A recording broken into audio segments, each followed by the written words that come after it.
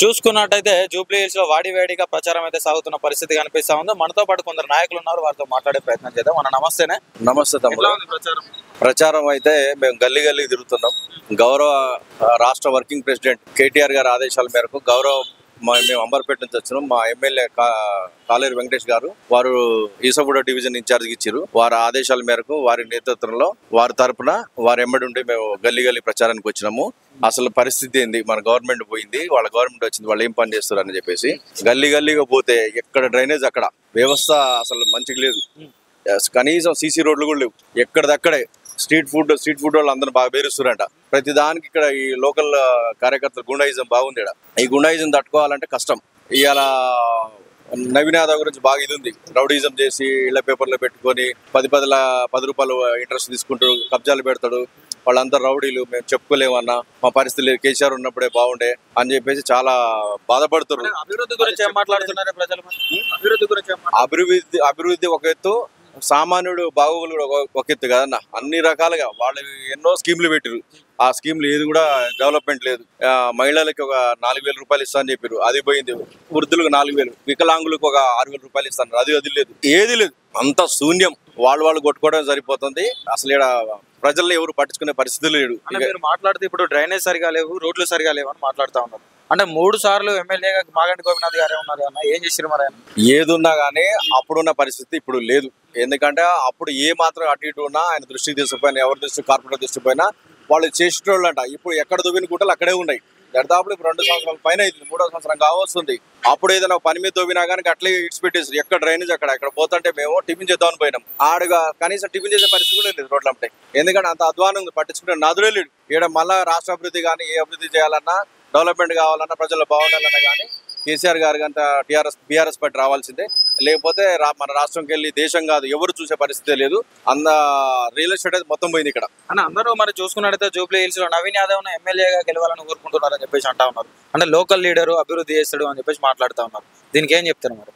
ఇప్పుడు నవీన్ యాదవ్ గారి చరిత్ర మీకు తెలుసు, వాళ్ళ డాడీ చరిత్ర తెలుసు. ఇప్పుడు అడ్మినిస్ట్రేషన్ వ్యవస్థ అనేది రౌడీలకి ఇచ్చేసి పరిపాలించమంటే అది కరెక్ట్ కాదు. ఎందుకంటే మనకి ఏదైనా సమస్య వస్తే వాళ్ళకి డైరెక్ట్ పోయి మనం చెప్పుకోలేము. వాళ్ళకి బెదిరింపులకి మనం అంత తట్టుకోలేము. ఏదైనా చెప్పాలన్నా కూడా అంత దూరం మనం పోలేము. ఒక సామాన్యుడు ఏదో పోలేడు.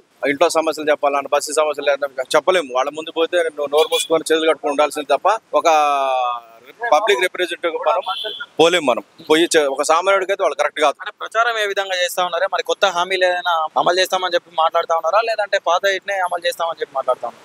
ఒకటన్నా వాళ్ళు ఇచ్చేదైతే ఇవ్వలేదు. ఎన్నో హామీలు ఇచ్చిర్రు వాళ్ళు, ఏ హామీలు కూడా నెరవేర్చలేదు. కాబట్టి హామీలు కూడా మేము నెరవేరుస్తాం. నెక్స్ట్ గవర్నమెంట్ లో ఖచ్చితంగా మా హామీలు కూడా ఉంటాయి. ఎవరిని కూడా మేము కేసీఆర్ గారు ఇప్పుడు ఆంధ్ర తెలంగాణ అప్పుడు ఉండే, ఇప్పుడు ఇక్కడ లోకల్ వాళ్ళు అంతా బయట వాళ్ళే ఉన్నారు. వాళ్ళని కూడా మనం కడుపులో పెట్టుకొని చూసుకున్నాం. అందరిని కూడా మన వాళ్ళని చూసినాం. అక్కడ వేరు చేసి ఏం లేదు. అందరిని కూడా సమానత్వం చూసి వాళ్ళని కడుపులో పెట్టుకొని మేము చూసుకుంటాం అందరినీ. అంటే ఇది చూసుకున్నట్టయితే ఈ బై ఎలక్షన్స్ ప్రిస్టేజ్ కి సంబంధించిన ఎలక్షన్స్ లాగా అనిపిస్తా ఉన్నాయి, ఇటు కాంగ్రెస్ కు ఇటు బీఆర్ఎస్ పార్టీకి. అంటే ఏ విధంగా ఉండబోతున్నాయి అన్న? ఇప్పుడు కాంగ్రెస్ బీఆర్ఎస్ కరెక్ట్. ఎందుకంటే క్యాండిడేట్ ఇంపార్టెంట్ కాదు. ఇవాళ కేసీఆర్ గారిని చూసే జనాలు ఓట్లేసి ముందుకు వచ్చే పరిస్థితి ఉంది.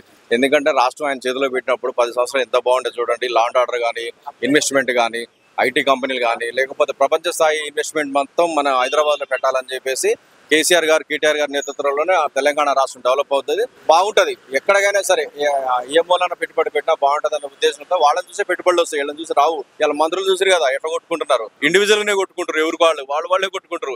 అది ఎవరికి పోయి చెప్పే పరిస్థితి లేరు. ఇక పోలీస్ వ్యవస్థ అయితే ఇంకా అధ్వానం. కాంగ్రెస్ పార్టీలో చూసుకున్నట్టయితే వ్యవస్థ కూడా అవినీతి చిట్టగా మారుతా ఉంది. నిన్న చూసుకున్నట్టయితే కొండ సురేఖ గారింటికి అంటే పోలీసులను పంపించిన పరిస్థితి, ఓఎస్డీని విధుల నుంచి తొలగించిన పరిస్థితి కనిపిస్తుంది. దీనికి సంబంధించి ఏం చెప్తారు? వాళ్ళు గుండాయిజం చేస్తారు డైరెక్ట్ గా. వాళ్ళే కొట్టుకుంటారు. వాళ్ళకి పోయి పబ్లిక్ చెప్పుకునే పరిస్థితి లేదు. వాళ్ళు మొత్తం కొట్టుకుంటారు. వాళ్ళ పరిస్థితి బాగాలేదు. కాంగ్రెస్ వాళ్ళు కూడా వేరే పరిస్థితిలో ఉన్నారు. సభలో మాగంటి సునీత గారు మాట్లాడుతూ ఉండి కొంచెం భావోద్వేగానికి లోనైన పరిస్థితి కనిపించింది. దాన్ని కాంగ్రెస్ పార్టీ వాళ్ళు అదునుగా తీసుకొని అంటే ఈ ముసలి కన్నీరు మా కన్నీరు కారుస్తా ఉన్నారు, ఫేక్ కన్నీరు ఇదంతా అని చెప్పేసి వాళ్ళు దాన్ని చిత్రీకరించే ప్రయత్నం చేస్తా ఉన్నారు. దీనికి సంబంధించి ఏం చెప్తారు? కామన్ గా ఎవరైనా చచ్చిపోతే సంవత్సరికం చేస్తేనే ఆ రోజు ఏడుస్తారు. సంవత్సరం తర్వాత కూడా ఏడుస్తారు. చచ్చిపోయి 10 రోజులు కూడా అట్లా ఏడవక ఏం చేస్తారన్న? ఎవరికైనా బాధ ఉండదా?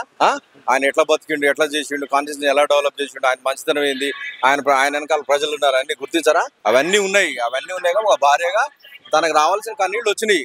ఆ కన్నీళ్లు రావడం తప్పే ఉంది. వీళ్ళు ఏళ్ళనే చేస్తున్నారు, వాళ్ళకి తెలుసే కదా. రేపు వీళ్ళు చచ్చిపోతే వాళ్ళ భార్యలు ఏడుస్తారు కదా, మనం కూడా అట్లా అంటామా?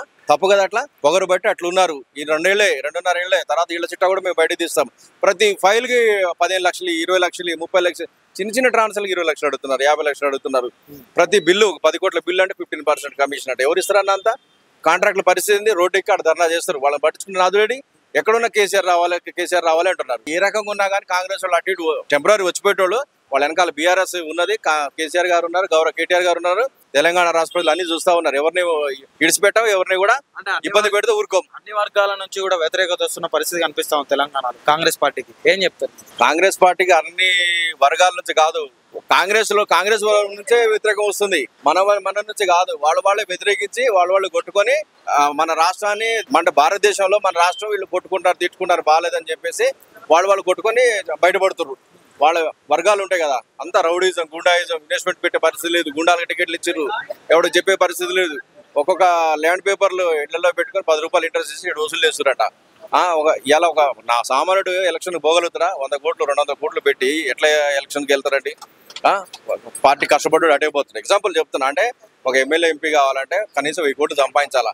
అట్లా సంపాదించని మీరు రాండి అని వీళ్ళు డైరెక్ట్ చెప్తున్నారు. ఇవాళ రేవంత్ రెడ్డి గారు 100 కోట్లు ఆయనకి ఇచ్చింది, పార్టీకి 100 కోట్లు అంటే 200 కోట్లు. ఒక సామాన్యుడు ఎమ్మెల్యే కాగలుగుతారా? నవీన్ యాదవ్ గారు 100 కోట్లు ఇచ్చే టికెట్ తెచ్చుకున్నారు అంటారు. 100% డబ్బులు లేని పైన మూటలు పంపంది వాళ్ళు చేయరు. రేవంత్ రెడ్డికి అసలు అటువంటి ఆయనకి అలవాటే లేదు. డబ్బులు ఇస్తే పని చేస్తారు వాళ్ళు. డిప్యూటీ సీఎం గారు డబ్బులు ఇస్తేనే మూటలు వస్తేనే వాళ్ళు చేస్తారు. ఆయన ఉతికిచ్చిండు ఆ టికెట్లు. ఒక సామాన్య కార్యకర్త కాంగ్రెస్ లో చేసిన వాళ్ళు లేరా? వాళ్ళ దాంట్లో జూబ్లీస్ నియోజకవర్గం లేరా? వాళ్ళకి పిలిచి ఇవ్వచ్చు కదా. డబ్బులు ఎవరు ఇస్తే వాళ్ళకి ఇస్తారు అంతే. అది డబ్బులు పెట్టి ఇవాళ ఓటు 10,000 20,000 ఖర్చు పెడుతున్నారట. ఏదున్నా కానీ అన్ని డబ్బులు తీసుకోండి, మా బీఆర్ఎస్ పార్టీకి ఓట్లేయండి, కేసీఆర్ గారిని గౌరవించండి, రాష్ట్రాన్ని గుండెలో పెట్టుకోండి, కేసీఆర్ గారు మిమ్మల్ని చూసుకుంటారు. మళ్ళీ మన అంతకు ప్రగతి పథంలో ఎలా లాభం పొందినామో అలానే మళ్ళీ పొందుతాం. మీ ఒకళ్ళు ఇలా ఇబ్బందులు పెట్టినా బీఆర్ఎస్ పార్టీ ఉంది, కేటీఆర్ గారు ఉన్నారు, కేసీఆర్ గారు ఉన్నారు, మా వెనకాల ప్రజల వెనకాల కూడా ఉన్నారు. ఏ ఇబ్బంది పెట్టినా ప్రతిదీ కూడా చూస్తాం మేము. బీఆర్ఎస్ పార్టీ నుంచి మాగంటి సునీత గారి గెలుపు ఖాయమే అంటారు. 100-200% అట్లా ఏం లేదు. ఆమె లేడీస్ అది ఇదని ఏం లేదు. 100% ఆమె గౌరవ కేసీఆర్ గారి శిష్యురాలు. అంటే ఆయన 3 సార్లు ఎమ్మెల్యే అయినప్పుడు కూడా ఆయన కూడా ఎమ్మెల్యేనే కదా. అంటే కేసీఆర్ గారి కుటుంబంలో ఉన్నట్టే కదా. కాబట్టి ఇప్పుడు కూడా అది కంటిన్యూ చేస్తారు. అట్లా ఇబ్బంది ఏం లేదు. అంటే సునీత గారికి రాజకీయాల మీద అవగాహన లేదు కొంచెం అని చెప్పి మాట్లాడుతూ ఉన్నారు. అంటే ఎమ్మెల్యే అభ్యర్థికి వాళ్ళు సరైన వ్యక్తి కాదు అని చెప్పి మాట్లాడుతూ ఉన్నారు. దీనికి ఏం చెప్తారు? వ్యక్తులు ఏముందన్న, అడ్మినిస్ట్రేషన్ ఉంటుంది, అన్నీ ఉంటాయి, అన్ని సమకూలం కింద క్యాడర్ ఉన్నది. ఆయనకున్న క్యాడర్ లేదా? వాళ్ళే సలహాలు సూచనలు ఇస్తారు. కార్పొరేటర్లు ఉన్నారు, మాజీ డివిజన్ అధ్యక్షులు ఉన్నారు, ప్రజలు ఉన్నారు. ఎవరేం చేయరు, జస్ట్ అడ్మినిస్ట్రేషన్ మీద ఉంటారు. కాబట్టి ఏది మంచి చెడు అని చెప్పగలిగితే పక్కా చెప్తుంది. అంటే సానుభూతితో గెలవడానికి ప్రయత్నం చేస్తుంది బీఆర్ఎస్ పార్టీ అని చెప్పి మాట్లాడుతూ ఉన్నారు. దీంట్లో సానుభూతి అది ఇది ఏం లేదు. ఓన్లీ కేసీఆర్ వయా కాంగ్రెస్, ఈ రెండే ఉన్నాయి, వేరేది ఏం లేదు, ఉద్దేశమే లేదు. ఎందుకంటే రాష్ట్ర డెవలప్మెంట్ మొత్తం పడిపోయింది. ఏ టిఫిన్ బండి వాడిని అడిగినా, ఎవరు మంగళ షాప్ వాడిని అడిగినా, కిరాణా షాప్ వాడిని అడిగినా ఎట్లుందన్న అంటే ఏం లేదన్న, మొత్తం పాతకాలమే బాగుండే, కేసీఆర్ సార్ ఉన్నప్పుడు బాగుండే అని చెప్తారు. సామాన్యుడు బతికే పరిస్థితి లేదు. సామాన్యుడికి ఇది కరెక్ట్ రోజులు కావని నాకు తెలిసింది. మేము డోర్ టు డోర్ వెళ్తున్నాం కదన్న. ఓకే, డోర్ టు డోర్ వెళ్తా ఉన్నారు. ఇప్పుడు మరి నార్మల్ పబ్లిక్ నుండి రియాక్షన్ ఎట్లా వస్తుంది? రిసీవ్ మా టీఆర్ఎస్ పార్టీ మెడలో కండవ చూడంలో బయటకు వస్తారు. బయటకు వచ్చి వాళ్ళ బాధలు సాధలు అన్ని చెప్తారు, రోడ్లు చెప్తారు. వాళ్ళకి 4,000 పింఛన్ ఇస్తా అన్నారంటే అది ఇవ్వలేదన్నా, వికలాంగులు ఇస్తా అన్నారు అది ఇవ్వలేదన్నా, ప్రతి ఇంటికి ఇందిరా మహిళలు ఇస్తారు. అసలు ఆ రాసుకునేటోడు లేడు, అప్లికేషన్ ఇచ్చినోడు లేడు, ఎవడు చెప్పాలో అర్థం కాదు. మున్సిపల్ వ్యవస్థ అధ్వానంగా ఉంది. అసలు ఈడ ఏమి నిలబడే పరిస్థితి లేదు, అంత అధ్వానంగా ఉంది. వాడు పట్టించుకునే నాదుడు లేడు. ఏదున్నా కానీ బీఆర్ఎస్ పార్టీతోనే సాధ్యమవుతుంది ఇవన్నీ చిన్న చిన్నవి కూడా.